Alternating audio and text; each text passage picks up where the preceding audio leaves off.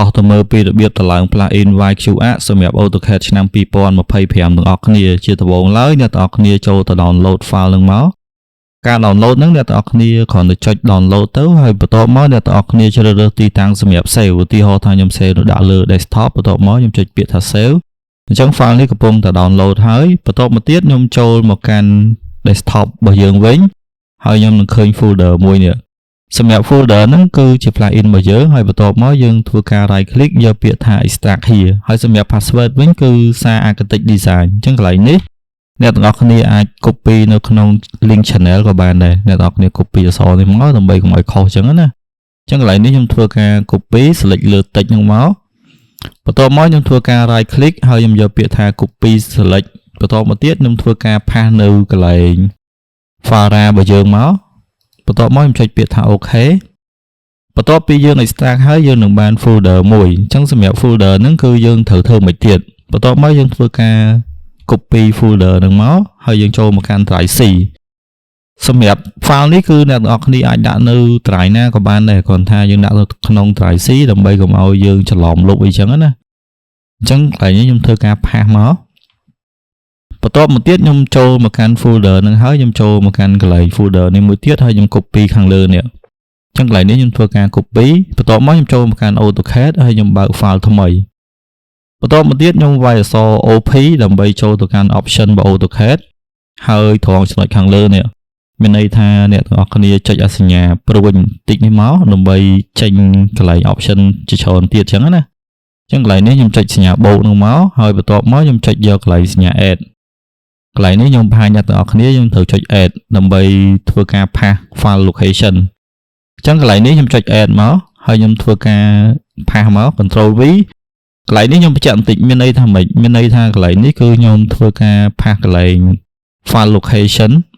របស់ plugin របស់យើងអញ្ចឹងកន្លែងនេះខ្ញុំ copy ខាងលើនេះគឺងាយស្រួលបន្ទាប់មកខ្ញុំចុចពាក្យ apply ចុច OK ហើយខ្ញុំវាយពាក្យថា menu load អ្នកនរគ្នាយកពាក្យនេះមកបន្ទាប់មកអ្នកទាំងអស់គ្នាយកពាក្យថា browse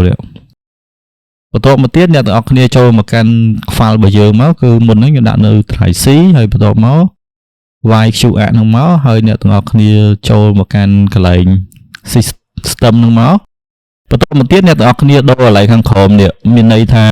ជាទូទៅបើសិនជាយើងយកកន្លែង customize file នេះវាចេញតែប៉ុណ្្នេះឯងអញ្ចឹងកន្លែងនេះមានន័យថាយើងត្រូវដូរ option យើងដូរ option នេះដើម្បីយើងងាយស្រួលក្នុងការរើសអញ្ចឹងណាអញ្ចឹងកន្លែងនេះអ្នកទាំងអស់គ្នាដូរ option ទី3នេះមកបន្ទាប់មកអ្នកទាំងអស់គ្នាយក file មួយនេះមកហើយយើងចុចពាក្យថា open មកបន្ទាប់មកយើងចុច close ទៅគឺរួចរាល់អញ្ចឹងតាក់ទងជាមួយនឹងការតម្លើងហ្នឹងគឺជោគជ័យឯងប៉ុន្តែ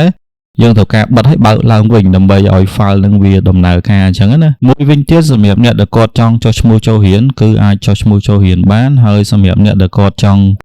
មើល technique អីផ្សេងអាចចូលទៅកាន់ channel TikTok ក៏ដូចជា page Facebook បានហើយសម្រាប់អ្នកដែលគាត់រៀនកម្មវិធី AutoCAD ខាងយើងគឺតាក់ទងជាមួយនឹង blog ហើយនឹង plugin អីផ្សេងគឺយើង free នៅក្នុងក្រុមរៀនរបស់យើងអញ្ចឹងណាបន្ទាប់ពីយើងធ្វើការ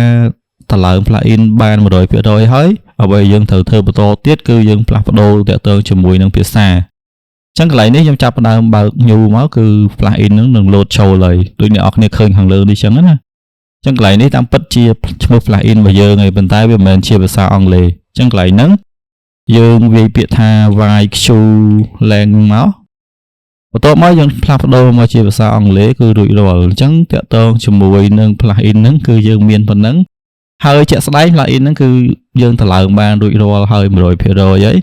បើអ្នកទាំងអស់គ្នាចង់ផ្លាស់ប្ដូរឲ្យមាន